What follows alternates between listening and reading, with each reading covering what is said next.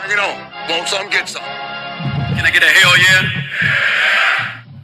Yes, I am a pirate. You have to go with the pirates because, of course, they have cannons and everything. It's a pirate's life for me. Be proud of who you are and what you are. You're a pirate. It is a first down. Pirates. Because when you're at East Carolina, you go for it every time. Or you don't coach at East Carolina, you don't come to East Carolina, you don't play at East Carolina with a weak heart. Write it. I think I've ever been in a building as loud as that was. It was deafening in there. We will get them on. I can promise you that. Painted purple all night long in Eastern North Carolina. You're watching The Sports Objective, the podcast for Pirates.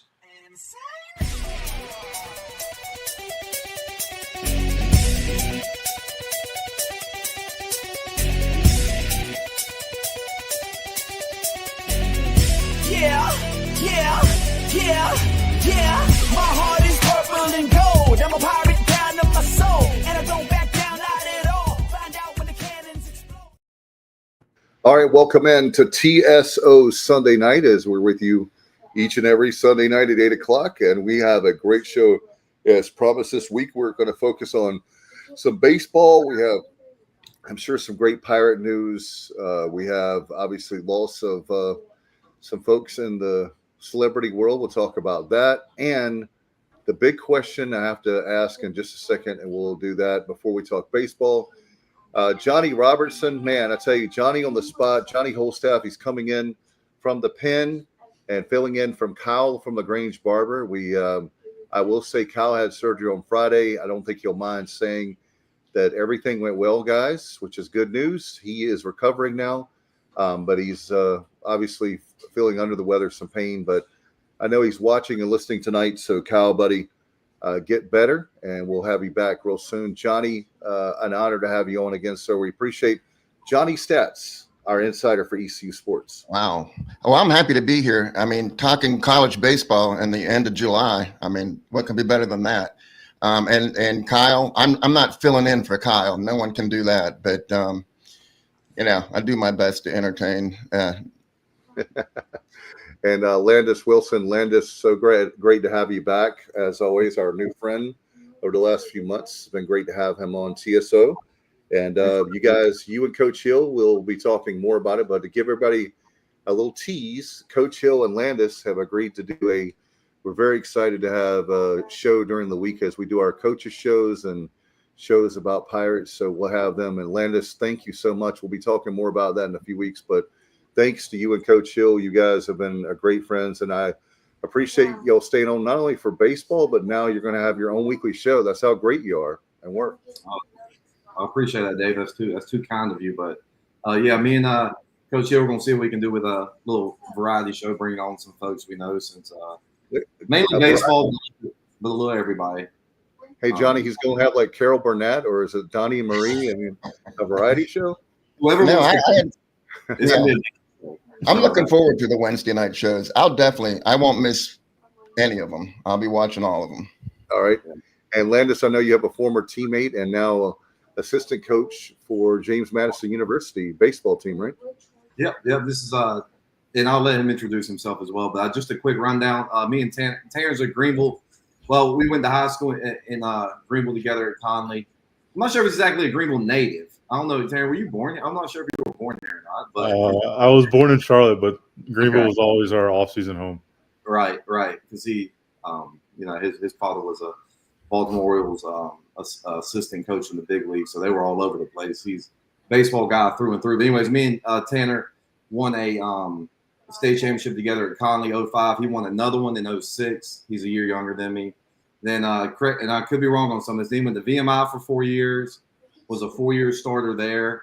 Says a lot. Got drafted by the Tampa Bay Rays. I'm not sure what round, but got drafted in the Rays, played in the Rays organization, and then coached at Lafayette. All right, Towson. Yep. Bradford, and now with James Madison. Is that right? I missed the first stop. I started at University of Richmond. University of Richmond. Okay. Yep, Tanner Biangi, big baseball guy around here. Greenville legend. One of my, I consider my brother. So glad to have you on, Tanner. Thanks for coming on this. I know you're real busy. I appreciate you coming on this Sunday night at 8. A lot. Johnny, I know you wanted to give Tanner. We can do it now on air. You had a special honor for Tanner. I do. Yeah, I wasn't aware. Oh, okay. Yeah, I would like to award Tanner an honorary Virginian certificate. I mean, he went to VMI. He coached at Radford. Now he's at JMU. He was at Richmond for a year or two. And so, yeah, I am dubbing him an honorary Virginian. All right. Hey, in regard to that, are you excited, Tanner, about the first Buc-ee's in the state of Virginia, right down the road from you?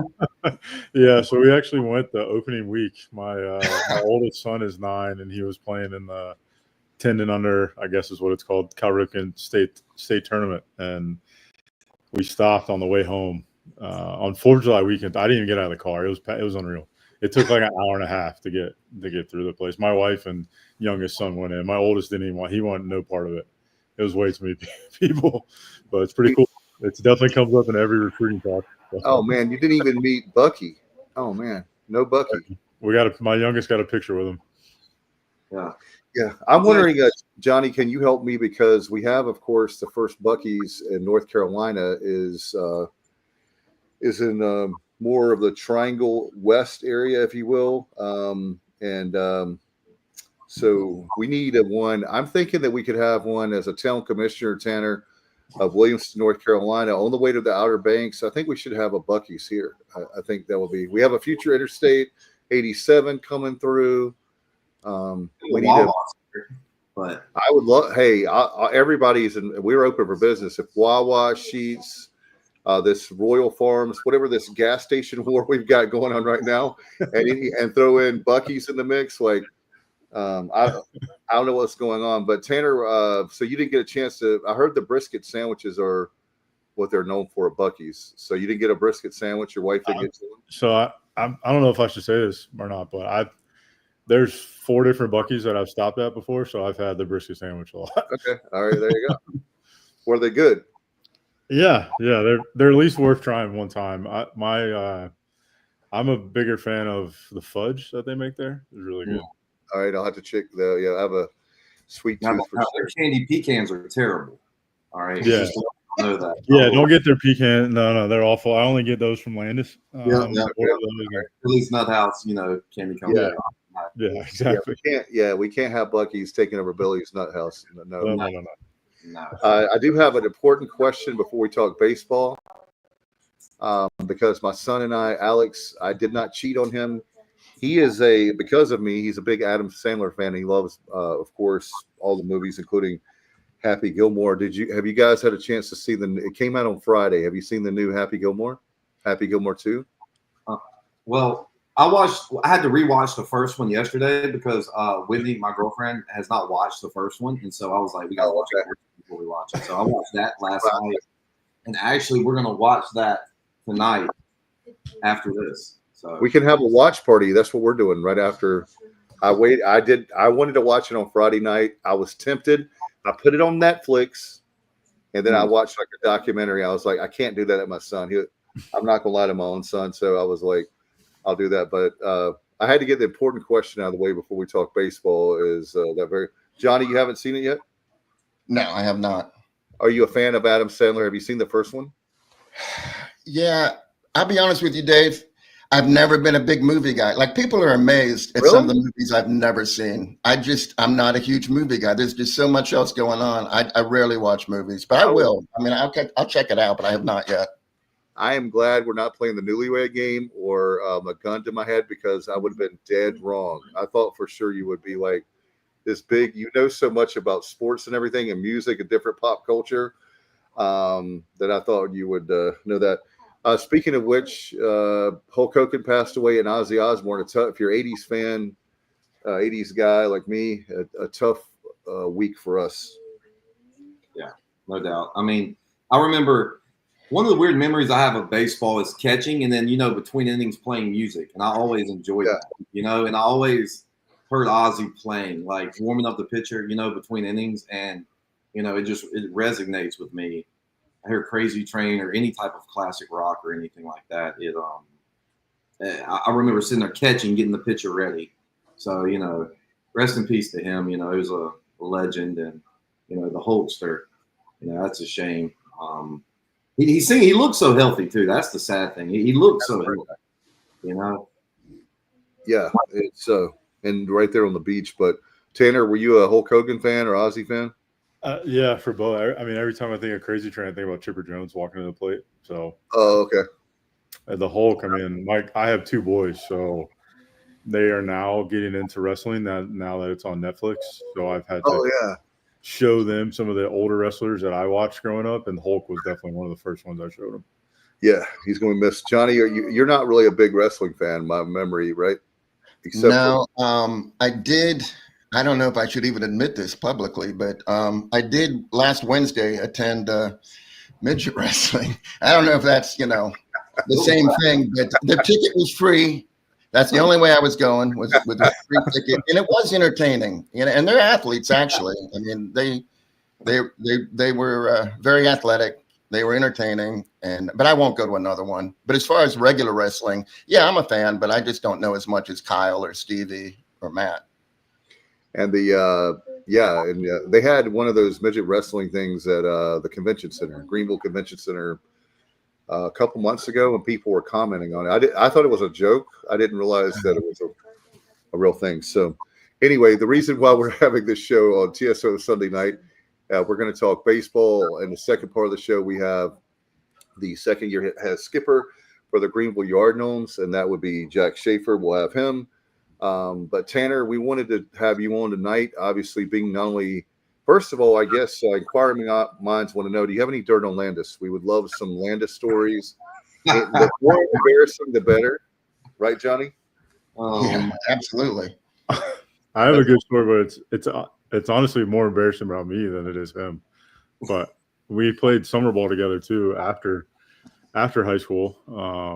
We played out in the Kansas City area. We were in Kearney, Missouri, and our host family had a diesel Volkswagen, and I don't know if we were supposed to go get ready for a game or what. I don't know. Either way, it was my job to go. They were out of town. Normally they let us drive their pickup truck around, but they were out of town, so they let us drive their Volkswagen, and it was my job to go fill it up real quick before we left for our game. And I totally whiffed. I put gas in a diesel Volkswagen, and it stopped working right as I pulled into the driveway, at least. But yeah, that was luckily they took it well. Our host dad was amazing and fixed it. But that's always one of my favorite times for us together. But obviously winning games and stuff too was fun. We won state title, won a Legion state title together. So summer ball was a blast. I think we tied for total base record or something for that team. Yeah, something like that. It was either that or RBIs or home runs or something. So one of the categories we set the record. We tied each other, and then that team folded like 2 years later. So nobody can ever break it. So it's great. That's always good. Always good. Do you have any memories of Pirate ECU baseball or football growing up in Greenville? The memories you could tell Pirate Nation? Yeah, I mean, my mom's from Greene County originally, and my mom and sister both went to ECU, so followed them a ton growing up. I think one of my funnier moments is opening weekend one year. They were playing Maryland, maybe, and a guy for ECU did a check swing and hit a home run out to right. That was pretty crazy, but I've been a lot of different games, saw a ton growing up, so not as much of the other sports, but definitely I went to a lot of baseball games growing up there. Saw a lot of big dubs. No doubt. And we want to talk about now. You just said you took over, I guess you came in June to James Madison.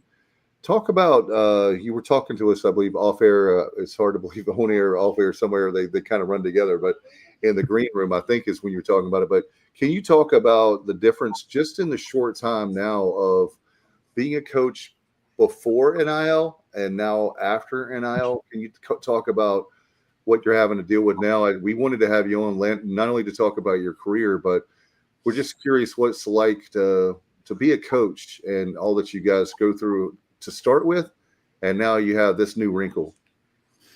Yeah, and then I've coached at a lot of different levels within the Division I level with private schools, public schools, low scholarship budgets, high scholarship budget. I mean, you name it. You used to have to worry about making sure you were at 11.7, and then next thing you know, it doesn't matter anymore now.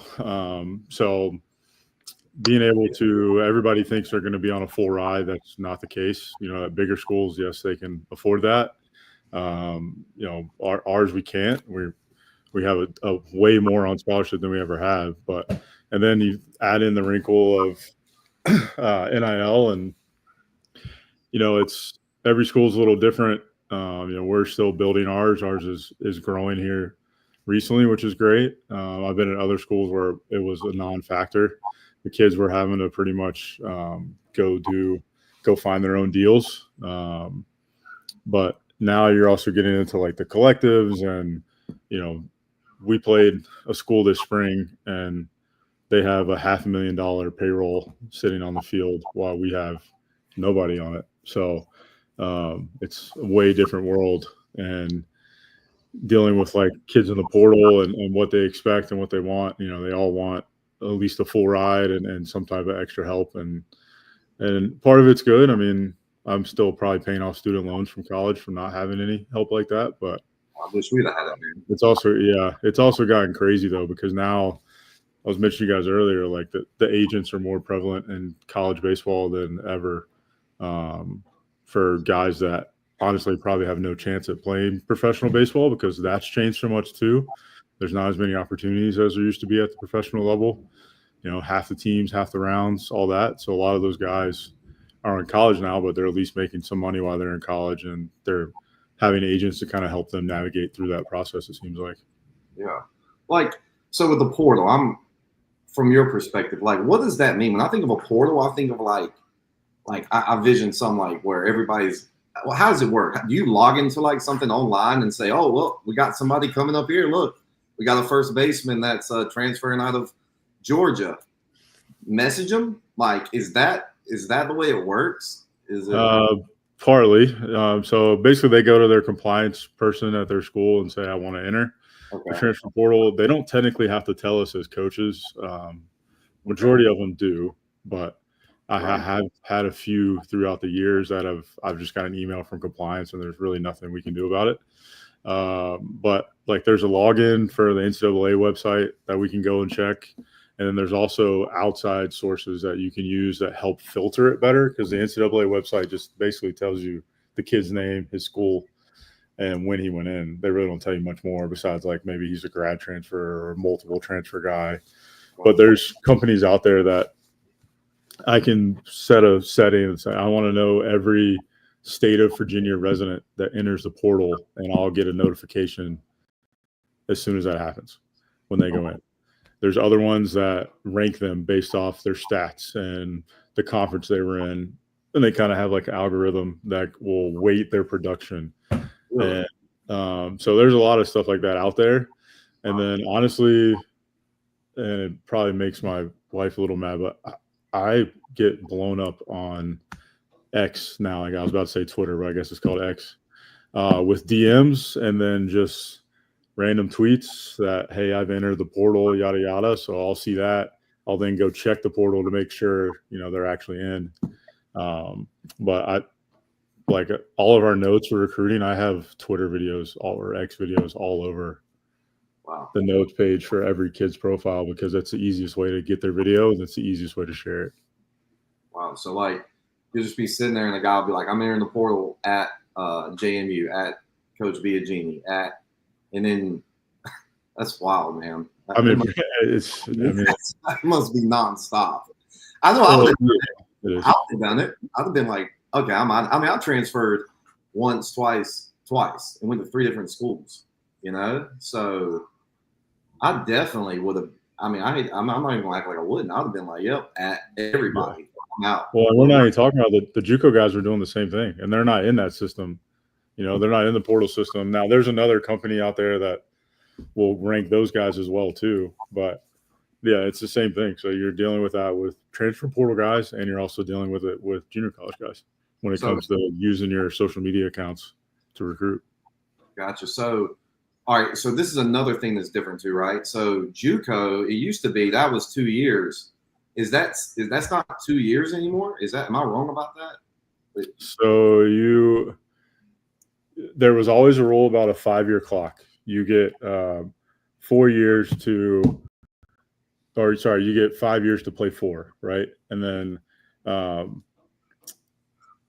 they basically, with all the chances to make money, there was a young man on the football side of it that said, well, I missed a year of my chance to make money because I was at a junior college. That's not fair, basically. And he won the lawsuit. So then they had to make a new rule. So, like, for instance,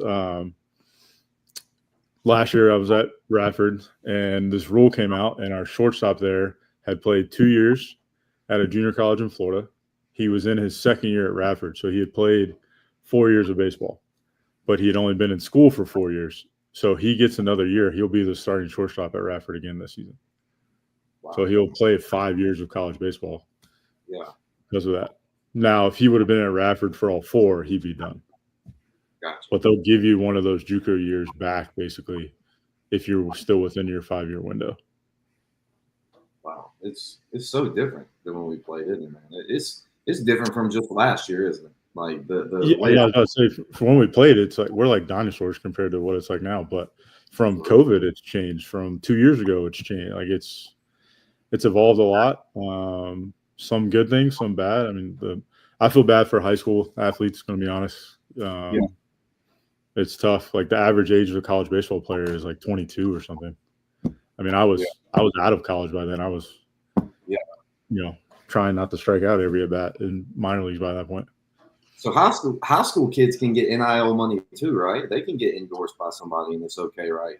Like they can. Yeah, they can. It's all based off your state rules, but yeah. Gotcha. So they can, yeah. Like I joke with some vendors I know for different, like there's a golf, baseball, and pickleball shoe company called Squares that I know the guy that made them, and he's a big baseball guy. And I always joke with him that my oldest is his first NIL client because he'll send him some turfs. Tanner, does he need we'd be glad to have him as a sponsor on the Sports Objective if you can hook us up. Yeah, for sure. You were talking about that very thing of Landis. You were talking about NIL for high school.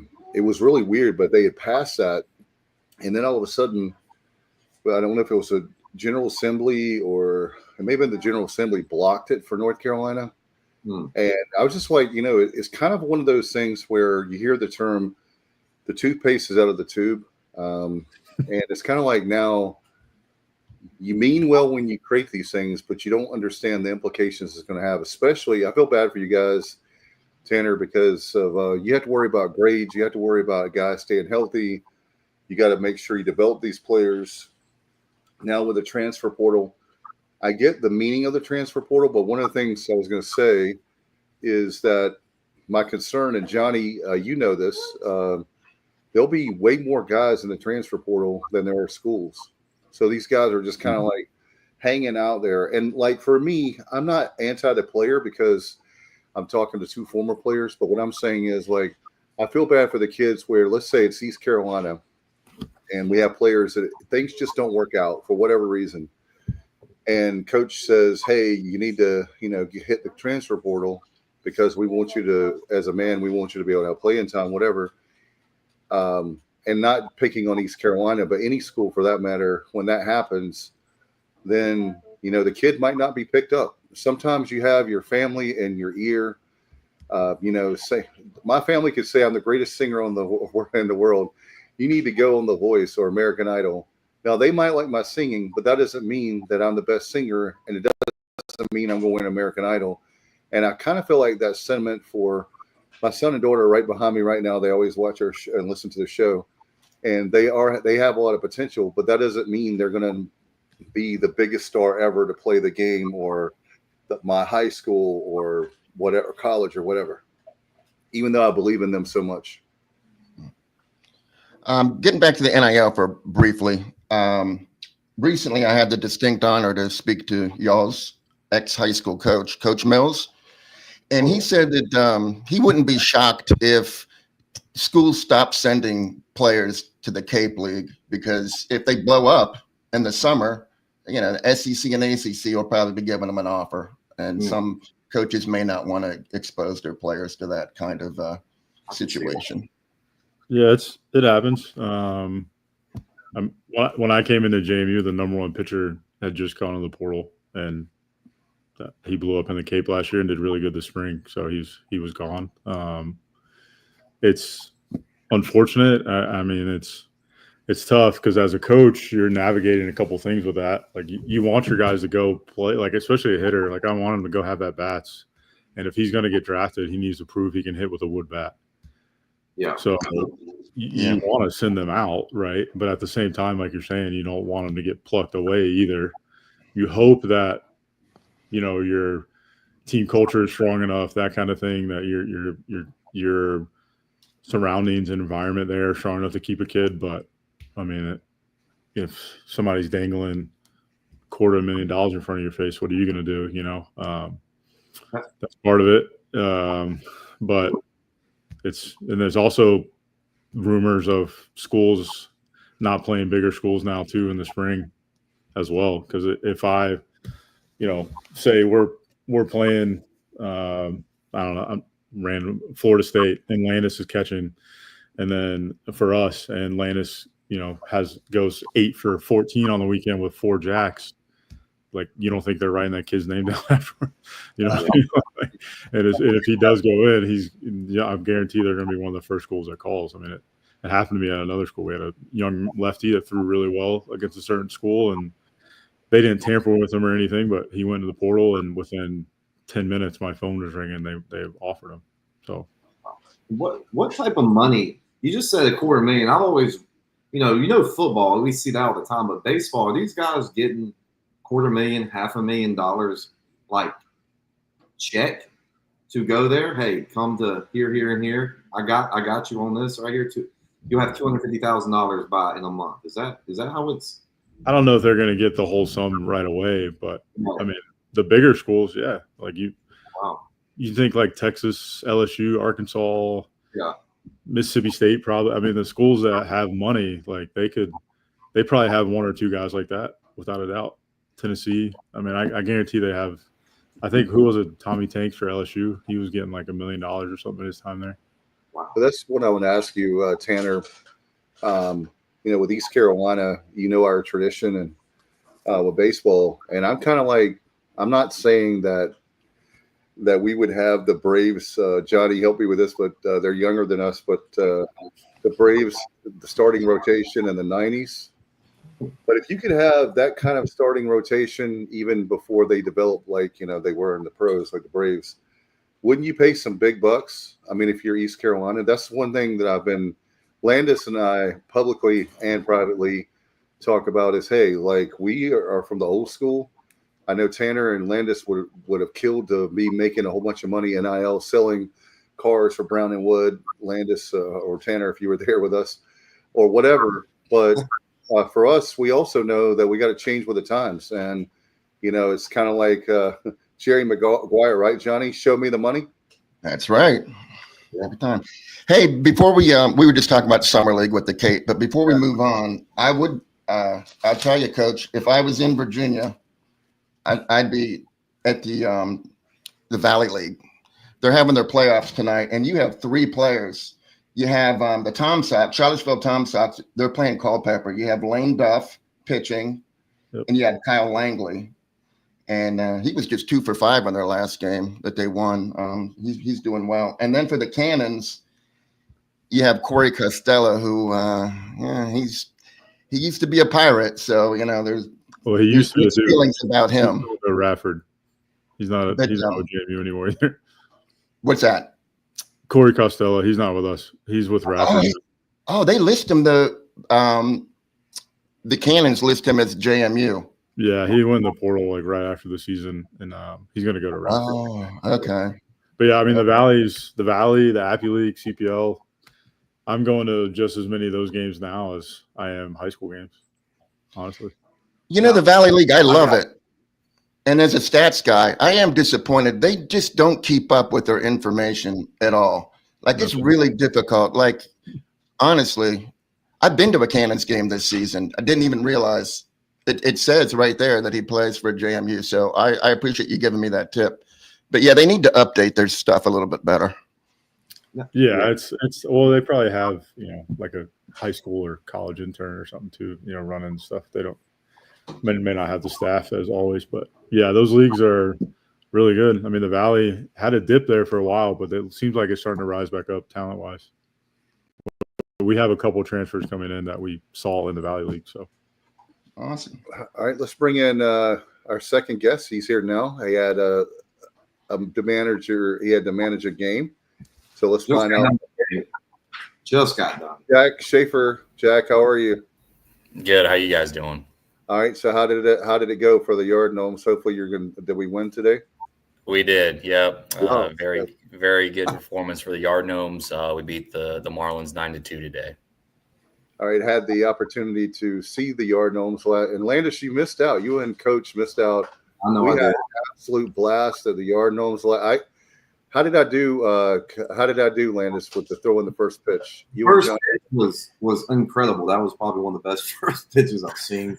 Dave, word is it was upper 80s. So I think. No, I didn't know. It was nowhere near that. What I did was, Coach Schaffer, I was wanting to throw a strike, but I knew if I threw a strike, I might be like Wild Thing, in Major League. So Charlie Sheen's character. So what I did was I just literally was just right above before the mound, and I just tossed it to the catcher. Like I did, like that way I knew I could reach the catcher. I wouldn't embarrass myself. And also, Coach, he actually Landis sent me this GIF of this dude throwing a first pitch out, and it went into the first base dugout. Yeah, just don't do that. And yeah, I was trying to say, if you did that, be like, oh my God, it goes viral. Then everybody would watch the show. Be like, this is my podcast. A little different type of marketing there. But, yeah, Coach, glad for you to come on and join us. Tanner has been with us. Coach has been with us the first half hour. We're talking about NIL portal. Just want to get your thoughts on that, dealing with the College Summer League, Wooden Bat League, and how does that? He was just talking about the Coastal Plain League. He's going to a lot of those games as much as going to high school games. But just want to get your thoughts on your perspective of being the skipper second year in Greenville, and what's that like? I mean, you're right near East Carolina, Pitt community, a lot of great baseball there in Greenville and Pitt County. Yeah, a lot of great baseball. It's interesting, what I tell all the guys coming in, that these coaches sent you to me. The goal is to send them back, and that's my plan. If you decide to hit the portal, you need to let me know immediately, and then I'm going to call your coach, because if you haven't communicated out with your coach, it's not going to be a situation where, oh, hey, I went to summer ball and here's the Yard Gnomes and Coach Jack Schaffer and everybody else trying to send them elsewhere. But it is definitely different. You kind of build a relationship with certain coaches or certain programs. And then sometimes it doesn't end up working out, where the kids end up going back to those programs. It's just kind of the nature of the beast at this point in time with everything going on. Yeah. And Jack, so when you do college baseball, a lot of times the coaches, they coach at a major university, then they do the summer league ball. Where do you coach at during the school year, during the main season, Jack? Where are you coaching at? Yeah, I coach at Wallace Dothan Community College down in Dothan, Alabama. Okay, nice. What kind of is that, like a culture shock? Is it, how much different is that versus Greenville? It's definitely different. At the JUCO level, it's still primarily, your 17, 18, 19-year-olds. You'll have a couple guys that maybe redshirted and drop back, so maybe they are 20 in their second or third year, whatever. But then in summer ball, you kind of have the full range of age groups. And the CPL seems to be a league that's a little bit older than some of the other ones as well. So kind of back to, being a GA at Georgia State, you kind of have the full age group, if you will. And it's just a different, at the end of the day, it's still baseball. It's just a different type of situation in some aspects. how much of the year would you have to recruit your own players, so that, I hate to use the term keep them happy, because a coach, that's probably not your job, but how do you, I guess you're having to recruit them to stay with you as well, or where they won't leave and go somewhere? Yeah, I mean, at the JUCO level, you'll have a couple of freaks that come in and are able to move on after 1 year as a true freshman. But for the most part, the kids that are going JUCO now seem to be the kids that they still need development, right? So either they need to work on their academics, they need to work on the baseball side of the ball, or maybe they're just not quite ready to go on to a 4-year university for whatever reason that is. But then you still have some kids, that are ready to go. And it's, hey, I don't have an opportunity right now that traditionally I would have with some of these new rules coming down. And so they come to JUCO for a year, they ball out, and then they're ready to go on to a 4-year school right after that first year as a true freshman. No doubt. And with the second year of the Yard Gnome, can you talk about that, about starting a team? I was telling Landis and Johnny and all them are guys that many years I drove by Guy Smith Stadium, where the team used to be a single A team back in the day, like in the 50s and 60s. And I said, man, one day I hope we get a team back. And I'm so glad it's the CPL, and so glad to have you guys in Greenville, where I work at the medical center. So after the game, I can quickly come by there. Awesome. Okay. It's been a lot of fun, man. Obviously, grateful for all the support with the local people in Greenville, but it's been a lot of fun, man. I've pretty much been a grad assistant. I've done the summer ball stuff before coming out to Greenville as an assistant as well. But, being able to take over as a head guy with a brand new organization and kind of, see some things from the ground level and try to build that up, that's been a really fun experience so far. And hopefully we're able to continue to do that, not only for this summer, but then moving into future summers as well. Yeah, I know going into the weekend, you guys had won 3 out of your last 5. You're getting red hot. So how did Friday, I guess that would be Friday and Saturday, how did that go? Yeah, so Friday was a good game. It was a very competitive game throughout. We were playing the Peninsula Pilots. They're currently first place in the league, and we were able to walk them off, which is great. Hank always does a great job with those guys. And then went to their place last night. Not quite as a good game. They got the best of us pretty early on, and we were playing catch up the whole day. But at this point in the season, man, whether guys start to leave or guys start to get tired or get pulled for whatever reason, you just do the best you can. And the guys are still competing day in, day out. And, we've had some pretty good results the past week and a half, 2 weeks here. So it looks like you have games. Is that Tuesday and Thursday at home? Yes, sir. Yep. So you have Tuesday with speaking of the Pilots. Yeah. Then the Wilmington Sharks come to town Thursday. Yes, sir. Hard to believe is it really the end of July? Wow. Where is this year going? It's gone fast, man. It's gone really fast. It feels like it was just, May 30th, May 31st and Memorial Day, and things were getting going. And now it's the end of the summer, and guys are going to start to go back to their schools and get ready for fall ball. And then you finish out the year, hard to believe, at Big Rock Stadium in Moorhead against the Marlins. And it seems like to me, do you guys have a rivalry? Is that like a rivalry? It seems like with both teams that y'all, I don't know, maybe I'm making that up, but when we were there on Saturday night, it just seemed like it had a great atmosphere. I really enjoyed the atmosphere there at Guy Smith Stadium. Yeah, it's a good atmosphere.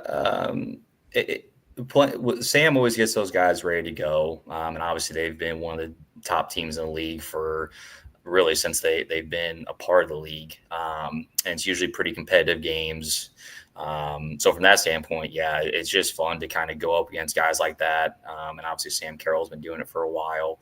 But going up against those guys, and they'll get the best of us some days, we'll get the best of them some days, and we just keep going that way. When you're building this team, building this program, if you will, what are things that we can not only do as fans, but what else do you see that? How do you elevate this franchise, if you will, with the Yard Gnomes? The big thing from last year to this year has been the host families. We have a great group of host families, and that's kind of the backbone of summer baseball. Last year, with us kind of getting started, we had a good group of host families, but we still had some kids that were put up in ECU dorms, and obviously thankful for ECU for working with us on that. But then this year, we were able to get every kid with a host family, whether they were there from the start of the season or they just came in this past week to kind of help us finish the year. So that's been a huge difference from last year to this year, which has been great. But honestly, just continue to show out and support. Last year, it seemed like, it was great to have a team, but not a whole lot of people kind of knew who the Yard Gnomes were, exactly what we did or what league we were in. But this year it's been fun to kind of, work some camps, just kind of see people out and about in public, and you see, a couple kids or families wearing Yard Gnome gear, Yard Gnome hat. And I think just continuing to get the name out there and continuing to do things right from obviously a baseball standpoint, but then also from an off the field standpoint, and just trying to, continue to make relationships and keep growing this thing as we keep going into year 3. Yeah, I can say that the marketing and just overall seeing it on social media has gotten so much better. I follow y'all on Instagram. Whoever's in charge of all that, it's really good. They're doing a great job with that. I saw y'all at the farmers market, like I did Coach Biangi at the farmers market. They had the Yard Gnome mascot come in on a skateboard, right? Skateboarded the Yard Gnome in behind us. And it was just, everyone loved it. So I think that's awesome. The head coach was there. Jack was there. I believe Coach, I forgot his last name. But Ramirez, yep. Ramirez was there. Some of the marketing team was there. And everybody loved it. And I saw Coach Biangi there too. And whenever he gets time off, he'll come out there and see me. But it's just overall, like you were just saying, like from an outsider's perspective, I feel like Greenville's really taken to it. And it must feel pretty good. I know you're not from Greenville. Tanner is. Me and Tanner played at Conley together. We played Rose all the time with Guy Smith back in 05, 06. So we know the history there. But it's probably it's a good. I know it's a good feeling to come to Greenville and have support with baseball, with ECU being such a big deal. The Little League here is a big deal. I mean, I think this weekend it was Winterville was in the state tournament. The Greenville Little League 13 all the way down was in it. The softball was in it.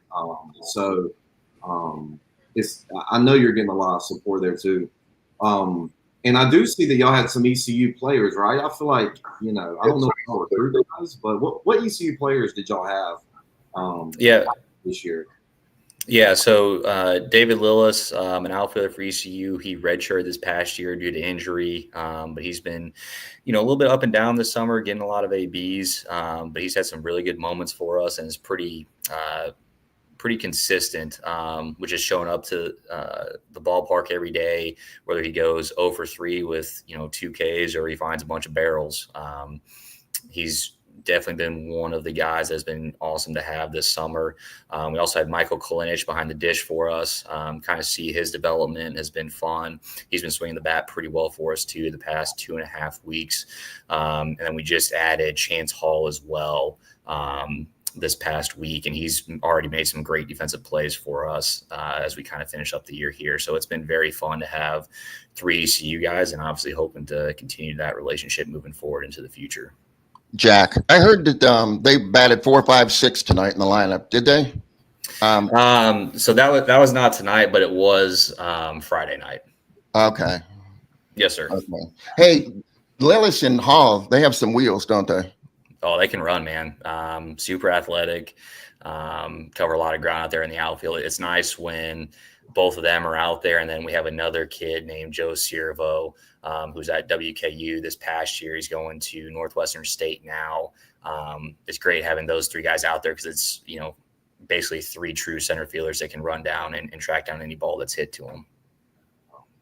Does the ball still – go ahead, Johnny. I'm sorry, Dave. No, I have just a question that has nothing to do with baseball. But, okay, so recently, I guess it was a few weeks ago, y'all were able to start selling alcohol at the games. Does that help attendance at all? I'm just curious about that. I mean, I'm sure it does. The crowd definitely seems to be a little bit more rowdy at times, especially when the Gnomes are scoring. But no, I mean, that was definitely something that was huge for the organization to get in. And obviously, you kind of have your traditional, your beer and a dog in hand watching a baseball game. That kind of just goes, or they kind of go hand in hand with each other. So that's been awesome that got done finally. And I think the fans have enjoyed that as well. Does the ball still fly to Guy Smith, Jack? Because I know we could fly him out of there. Now Tanner's a big guy, okay, but when we were in high school, he was a master of hitting into the right center field gap. Okay? On any given moment, that guy could hit it right over the second baseman. Now, I think he hit 10 home runs and VMI several times. Once I guess you go to VMI, you get stronger. You can't help it. But all those push-ups. Is it still flying out of Guy Smith?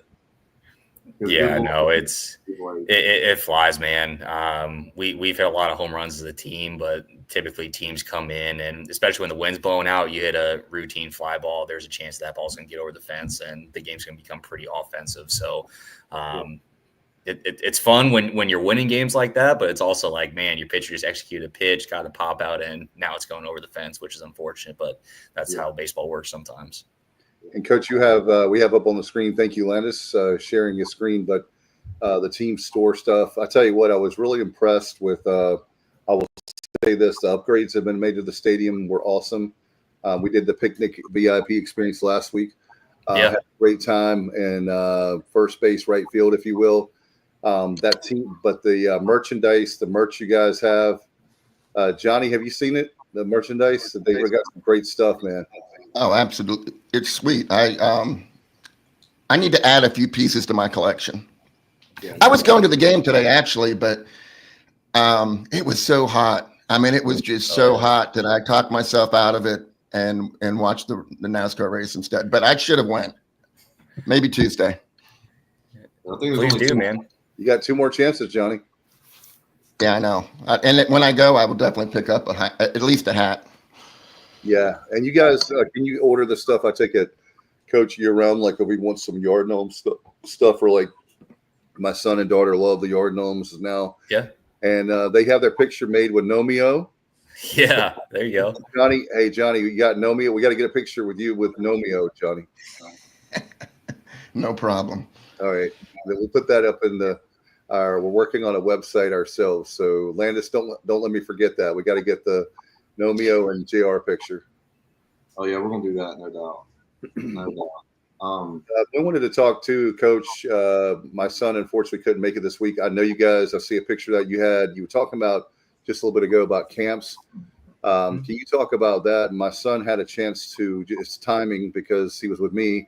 Went to the Edenton Steamers camp a couple weeks ago. This week he was with his mom, but. Can you talk about that, the experience that as far as the Gnomes camps, and maybe for next year, there are a lot of us that, we try to plan ahead and say the summer goes by so fast and you have to have the money in and we got to make sure we have the right dates and all that. Can you plug your camps a little bit?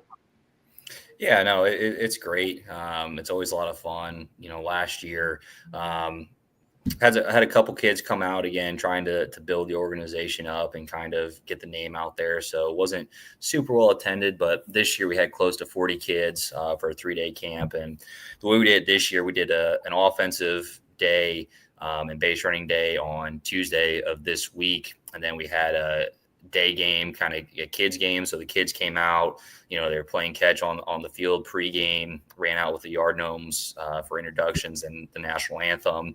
And then they were down the left field line getting lunch on the organization as well. And then came back on Thursday and did a pitching and defense day. And we always finished up with some tennis ball scrimmages there, right on Guy Smith and in the outfield as well, which seems to be pretty well liked. But good opportunity for kids to come out, learn a little bit about the game, also interact with the Yard Gnome players and coaches. And it's always just a fun time on our end as well. So we're glad that we were able to do that again this year. And we'll obviously be doing at least one camp moving forward next summer as well. Yeah, there you go. It's only, and I was going to say it's up on the screen. Thank you, Landis. He's scrolling down.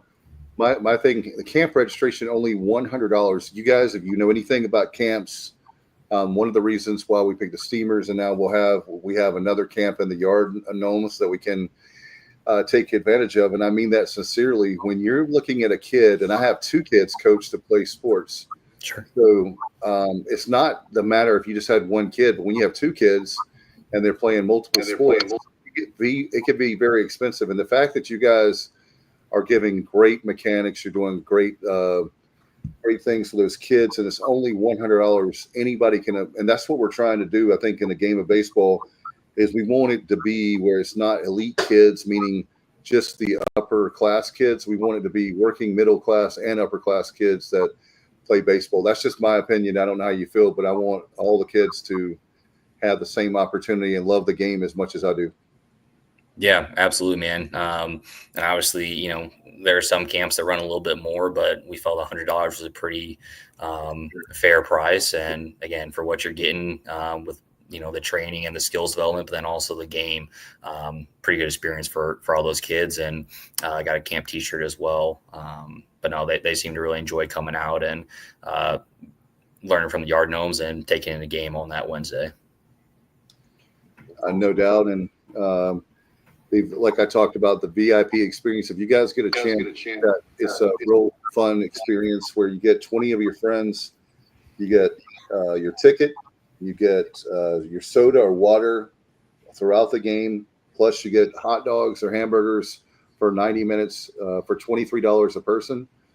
Great deal, and check it out next season, because Johnny, we need to do that. What we need to do, Johnny, let's have a pirate night. We have enough pirate friends. We probably have 40 or 50 pirate fans that would come out, like you and Tom, and I don't want to start naming everybody. They probably don't want me to say their names, but we've got a lot of pirate fans who would love to come to the Yard Gnomes game, and we could be a little rowdy there in right field. Oh, absolutely. I was going to go. You threw out the first pitch last week. I was definitely going to attend that one, but I was in Virginia, so I couldn't. But yeah, I definitely need to up my attendance. That's for sure. We had a coach. We had a question from Craig. Speaking one of our friends, Johnny. Oh yeah, what does the fan turnout per game on average? I know that it's been. If you take away the heat, Coach, I know that you guys' attendance has improved. I think the thing that's hurt you guys this year is extreme temperatures has hurt you some, and some rainouts, right? Or some, like last Saturday, everybody thought it was going to rain and it didn't rain. It was like sprinkled. Yeah, no, it feels like we've been under an extreme heat advisory or extreme heat warning for the entire summer. We've definitely felt that on the field at Guy Smith, as you guys know, that have played there. Not a lot of airflow down at field level, man. So it's hot there. But that's just part of it. But no, I mean, fan attendance has definitely improved. And again, it seems to be, you have your host family group that typically show up. But it looks like we're starting to have people come back, week after week, which again, as you're building something, you kind of got to keep those people coming in, get the word out. So hopefully we can continue to do that. But it's definitely been a pretty big night and day difference from last year to this year, which has been very fun as a coach, but also the players obviously love playing in front of people as well. No doubt. And I think it's just one of those things, Coach, you're building this team, not only the team as far as the Yard Gnomes, but the fans. They have a new thing they can do in the summer in Greenville, which they're not used to. And you have a good thing in that you have those of us that live in small towns near Greenville. I live 40 minutes from north of Greenville and work in Greenville. So right after work, I can come watch games. Or my kids had a fantastic time with their experience with the Yard Gnomes, and they're looking forward to coming back next season. So very excited about that. And, that's our family outings. JR can tell you, he's been to many games with his stuff. That's our family outings, is to go to ball games, no matter what the sport, this particular case with baseball. So in 2026, hard to say, 2026 will be definitely back for the Yard Gnomes. That's awesome, man. Looking forward to seeing you guys out next summer. No doubt. And is there anything else that you guys want to talk about as far as the Yard Gnomes? I know, like with everything, I know ECU players, Burris was supposed to be with you guys. I know that they pretty much just said he was coming, and then they just said that he's going to take the summer off, right? I guess for maybe an injury or something. Yeah, he was dealing with some kind of nagging injuries. He's a tough kid. Obviously a really great player, and he was dealing with some stuff toward the back end of the season. Obviously still playing well, but for him, it was decided that he needs to rest up and get ready for fall ball, which, again, as much as he played and as well as he did, that's definitely the right way to go on that. He definitely worked a lot this season. I mean, I think he probably played every game, every inning. I don't think he was taken out of the game. I could be wrong. He was in there. He was definitely in there a lot, and just really cool to see a Green Central kid, a local kid from Greene County, to play for East Carolina, just like Cliff Godwin did. A walk-on. It's a great story. We look for that in baseball, is to have great stories, and it just goes to show you can teach a lot of life lessons, Coach. He put in the hard work, and look where he is now. He didn't have to just be. If he was think of himself as just a quote unquote walk-on. But he saw himself, I'm sure, much more than that. And I know the coaching staff saw more than that. And look at him now. He's one of the best players on the team as a freshman. Yeah. One of the best freshmen. Or was. No question. Well, Coach, I want to wish you the best for this week. And obviously very excited to have the Yard Gnomes back next season, and really excited again about all the upgrades you guys have done. The stadium always looks great. Ronald Vincent Stadium there, Ronald Vincent Field, I guess. RV and everybody with all the stuff with high school and Legion and all that, they do a great job keeping up. And now having you guys, it just a great experience. I love that feel of the old stadiums, but yet they have like the upgrades they've made. So kudos to everybody a part of the Yard Gnomes. And I didn't know what to expect because it was my first Yard Gnomes game last year, but definitely we'll be back more. And good luck the rest of the way. And look forward to having you back on.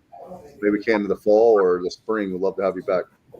Yeah, absolutely, man. Keep me in the loop. Would love to come back. Appreciate the well wishes, and yeah, hopefully there may be some additions coming to the stadium moving forward too. But I'll let that kind of sit there and see how things develop moving forward.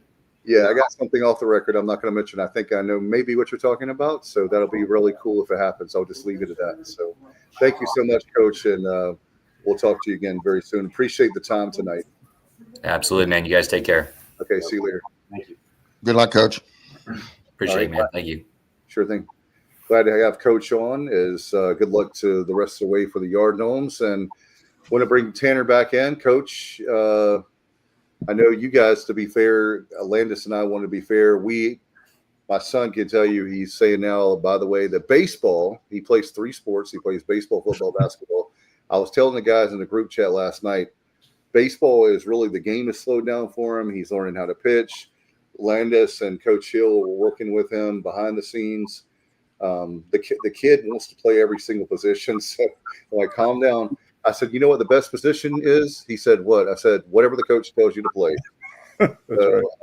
Anyway, we wanted to bring this back up, bring you back in and have this back up for you guys with JMU, to be fair, with your baseball camps. Johnny up in more in the Nova area, but with James Madison, and looking forward to obviously, I know one thing I will say this, Coach, is I know Johnny and a lot of us behind the scenes have talked about your facilities at JMU are second to none. We're Pirates. However, we've been really impressed about the money behind the scenes. You guys, I don't know what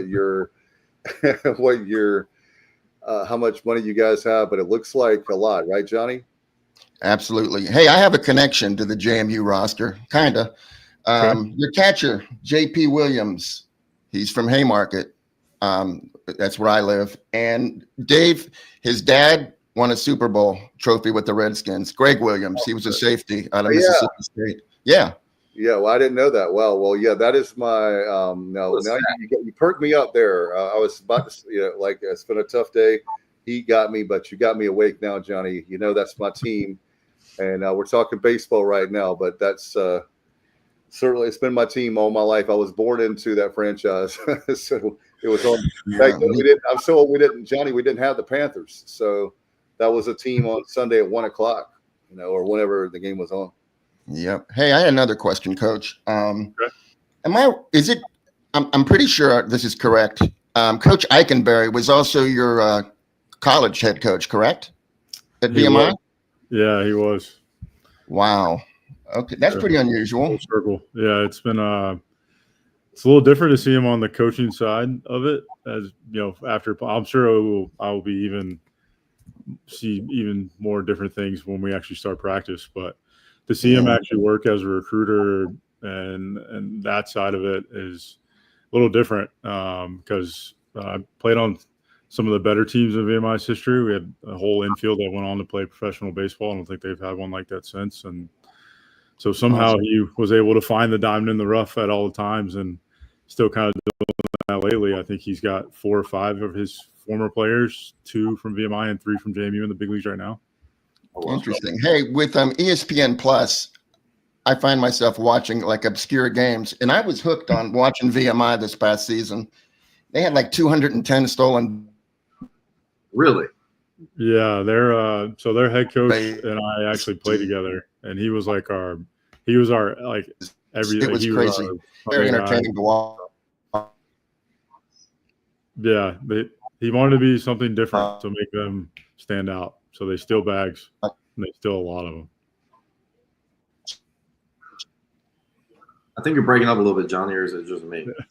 Oh, no, that could be the same thing that was bugging Landis earlier because I'm in Greenville too, and I think I froze up there. What I was saying is with ESPN Plus, I was watching a lot of obscure games, and VMI was one of my favorite teams to watch this past season. They stole like 210 stolen bases and always, trying to score runs, manufacture runs, getting hit by pitches.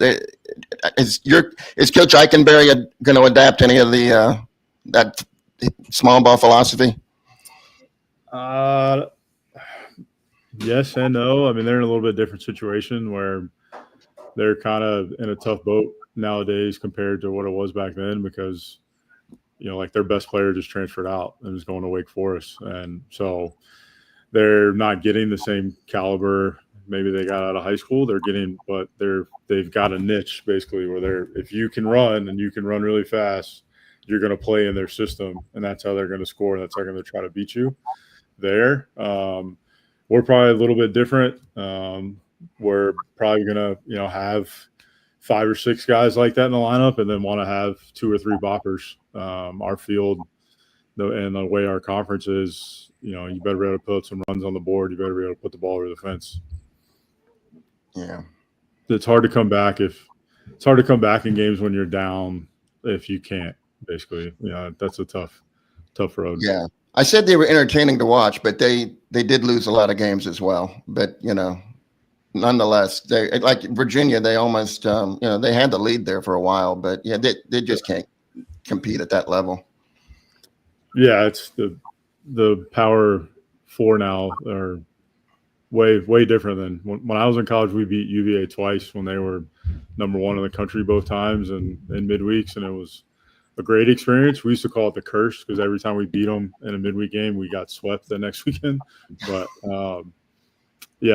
baseball is funny because you can win games like that here and there, but those games are starting to get more and more apart from the small guy beating the big guy nowadays. It's starting to spread out a little bit.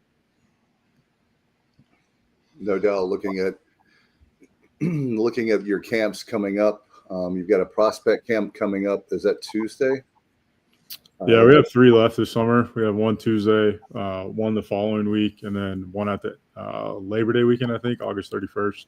Yeah. So, and our high school camps are still a big part for us recruiting-wise. It helps us get kids on our field. They get to interact with us. I'm sure Landis will tell you how I'm acting on this phone call is exactly how I act on the field. So they're not going to get anything different. I'm not going to put up some facade just because they're coming to camp. Neither are our coaches. So, and then they'll get to meet current players and see our facilities. a really unique spot. We JMU about 15 plus years ago took over the old high school, Harrisonburg High School, and turned it into the School of Education, a facility for baseball and softball, and then the Army ROTC. So we have the whole high school campus, and baseball and softball have the whole gym, old gym. That's where all the locker rooms are, cages, weight room, training room, all the offices, team meeting rooms, academic support staff, you name it, is all in that part of that campus. It's really, really neat and unique, and all we got to do is walk over from there to the field. So it's really, really cool setup. But our camps are still a big part of what we do recruiting wise. Talk about non-baseball question. Talk about your time. What do you like about? I'm putting you on the spot on here, but what do you like about your time in Harrisonburg so far?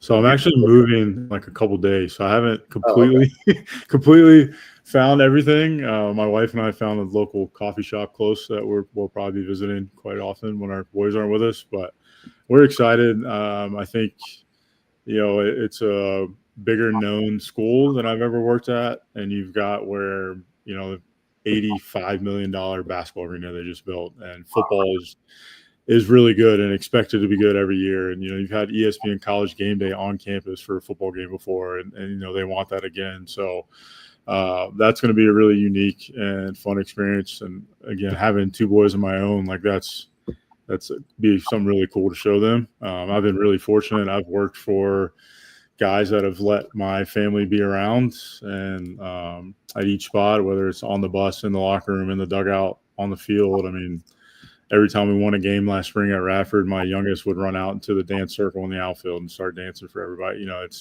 So that part for me is cool because that's how I grew up. I grew up in a dugout following my dad around, and now my kids get to do that. So that's the part I look forward to the most. That's awesome. No doubt about it. So do you guys have any final questions? I'll put it out there for our audience if they have a question for Coach as we wrap things up down to, it's hard to believe, in the 9 o'clock hour. We got to get to, Landis and I have a watch party of Happy Gilmore 2 we got to get to. So I can't. The important things in life, right? But I have promised, when you make a promise to your kids, you want to keep it. But Coach, do you have any final thoughts? And we'll see if our fans have any questions for you as we let you go. No, I just want to say thank you guys for having me on tonight. Really enjoyed it. And obviously it's always good to catch up with my buddy Landis, give him a lot of credit. That summer we spent together was a big one for me. We worked out a ton, and even afterwards. So he always was a guy that kind of pushed me in my career. So I've always appreciated that.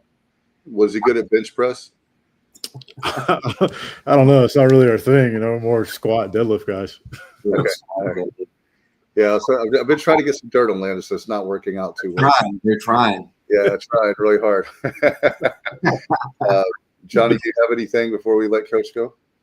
No, I was just going to throw out that, a lot of people don't realize that JMU went to the College World Series. It was a long time ago, but with their facilities that you mentioned and the football team doing well, basketball team going to the NCAA tournament a few years ago, I think you're in a great spot. I wish you all the luck. And I'm going to be a fan this season. I don't like Coastal at all. So, I'll be rooting for you to win the Sun Belt. Johnny, why is that? Why don't I like Coastal? Yeah, they're a great organization. Come on, Johnny. I don't like them at all. I'll tell you why. I had a bad experience. I had to actually hold one of our players' dads back from going after some of their fans that were taunting us when they beat us the second game. In Myrtle Beach. Then what happened to Braden Burris in the regional this past season? The ball was hitting the left field corner, and their entire bullpen crawled around like a bunch of wild hyenas and tried to distract him from digging the ball out. And I just thought that was classless. And plus, we're in competition with them. We're going after a lot of the same recruits. I don't want them to do well. So I'm in the minority. I know everybody. No, I look. I know root for them, but not me. No, thank you. That's all right. I have one school, and that's East Carolina, and we got we did. Landis could tell you that in right field we were not treated very well. It's one of those things. It is what it is. But when we go down there on September 13th for football, there's that. And I don't know if they'll come back to Greenville to play us, but the jungle is rocking, as Tanner and Landis know. Johnny definitely knows that's where Johnny is in the games, but the jungle is rocking. So I'm sure, Johnny, when they come back, you'll get a chance you get Waylon just to keep firing the cannon off and scaring them half to death. There you go. That works. But Coach, good luck to you, and I hope you guys settle into Harrisonburg, and let us know restaurants too to go to. That is a beautiful area. Not because Johnny's on the show, but I really love that area. It's just great, and it's a great place, I think, to raise your family. We're talking about your kids, so good luck there and on your new journey with the Dukes, and we'll have you back on. Maybe we have you back on the spring, or actually, I would guess that would be late January, February, as you get ready the new season. Yeah, that'd be great. Again, I appreciate you guys a lot. Being from Pitt County and East North Carolina holds a big spot in my heart. So big influences from those areas, from the guys I played with and coached with. And as Johnny would say, I'll say it for you, beat Coastal. That's right. Go Dukes. All right. Have a good one, man. Have a good night. Have a good night. See you, Tanner. Thank you. Thanks, Coach. Yeah. Johnny, I think you've created some bulletin board material, but hey, that's fine. We can back it up. We're East Carolina. No, I don't like them. I should have toned it down a bit, though, because some of their fans I met were very nice. Very nice. So I think I'll go down there for a serious. You, but at Myrtle Beach, man. They're just the jungle, but Myrtle Beach. Yeah. No, I know. It was. I think what I noticed is the ones with alcohol and young were the ones that were giving us the hardest time in right field. The ones that were older folks, they didn't even chirp. They didn't say a word. They were classy to us. Now, the jungle wear you out. The jungle wears people out. I think the jungle was worse than the coastal, because I was in right field right in the middle of it. And their fans weren't really even that bad, in my opinion, because they were kind of corny. Like, their jokes, it wasn't that funny, like getting roasted. Because I used to get roasted all the time, like we talked about, out on the field.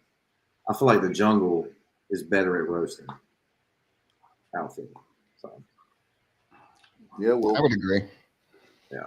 So I want to get your thoughts, guys, while we have a few minutes. And I know that Johnny, Landis, you guys are ready for. We've got the team for TSO. We got some work to do because Landis. By the way, Johnny, Landis was with me when I saw my new spot for tailgating. Landis, tell him how good it is. It's a good spot. It's literally 10 steps from that fence. Like, it's right there. Yeah, you can see. I mean, if you're in the stands and need to run to the truck real quick, it's about a 30-second walk. So, oh wow, great. It's a very good spot. We need to have a JR appearance every tailgate, and I will definitely be visiting, Dave. All right, and we love Brother Tom, so we got to have Tom and a lot of our friends. That's what's great about our fan base. I'll just say this really quick. Is doing this show for almost 7.5 years. Johnny, Tom, there's a lot of people that have been really good to us that we would have probably not have met, but they're great people and great pirates.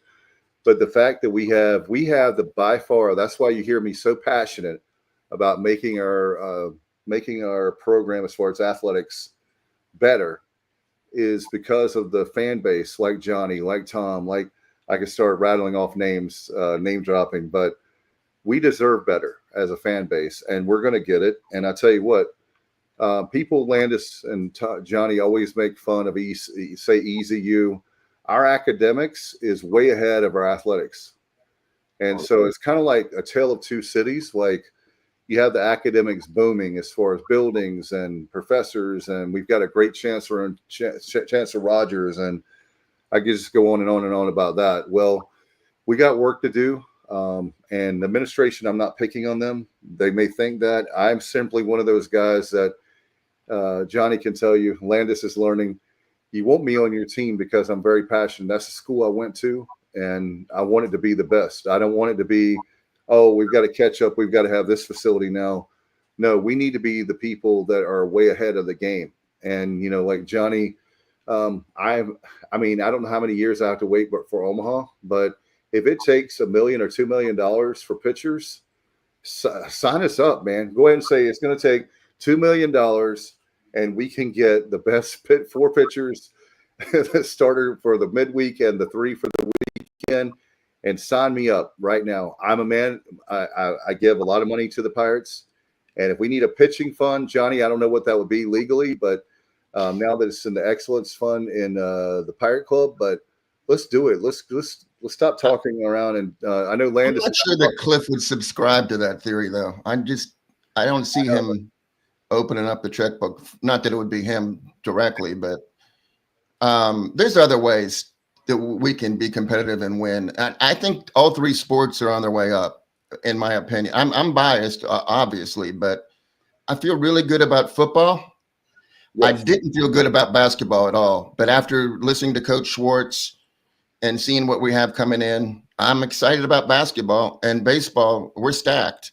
If the pitching works out, like you said, I think we're in good shape in all 3 sports, but we'll see. Love to. What do you think, Angus? Are you looking forward to tailgating? You and Whitney, you've got to come out there and have a ball. Yeah, definitely. We love being around it. I like watching it in my house on my TV too, but we're gonna get out there this year. We're gonna come out there and see you. We'll go out there and see Coach Hill. He'll be right down the way from you. I love being in that atmosphere too. I feel like there's a lot of good momentum with ECU this year. I kind of feel it, I grew up and was born like 5 minutes down the road from it, so you can always kind of feel how it's going to be. And so I think this year, there's a lot of great momentum. I saw Coach Galvin on the interview with Baseball Wise, and he looked like they got a lot going on this summer. Kind of, this year will start off a little rough, but I feel like pushing the momentum from state. I hope they beat the tar out of the state in football and just keep it rolling. We have a watch party. Johnny, you want to watch the movie with us? And then that way, I know you're not a movie guy, but we can have the TSO watch party and we'll talk about it in a week. I tell you what, whenever you get a chance, watch Happy Gilmore 2 or watch both of them. And then in a week or two, actually next Sunday, you'll be talking about it, Johnny. We'll be back. I want to remind everybody every Sunday night. So we'll give you some homework, Johnny. And you have a great take on things. So I hope you'll watch more movies with us, at least the sports movies, to do that. But we have, let's see. We have, gentlemen, we just had Media Day, so we'll be talking about that next week. We also have, if you didn't know, East Carolina's Media Day is coming up on Saturday, August the 16th. So we'll have our crew out there. I think Landis, Whitney, we're going to put the ladies to work. Yep. And I know, hopefully, Johnny, I don't know if you can make it that day, but we're going to try. I'll be there. I'll definitely be there. We're going to work really hard. We're trying really hard to improve our coverage. And so on between social media, we're doing different things behind the scenes. Johnny, of course, will have a lot of great shows that we'll introduce in the next few weeks. So stay tuned in that. As we've already announced, Landis and Coach Hill.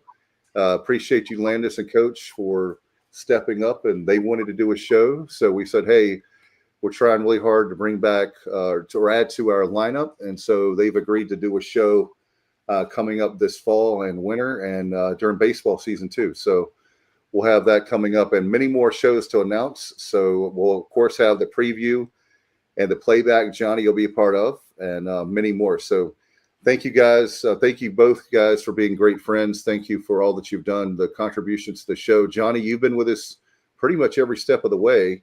So we appreciate you very much. And now taking more of a leadership role. So we appreciate that very much.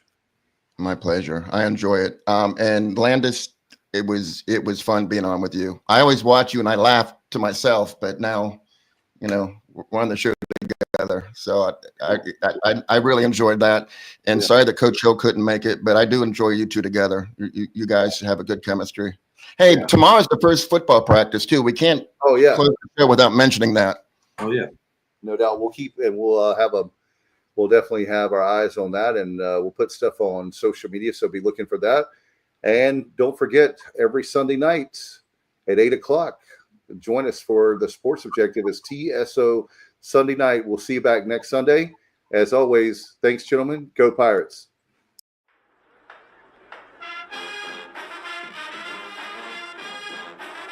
You're watching the Sports Objective, the podcast for Pirates.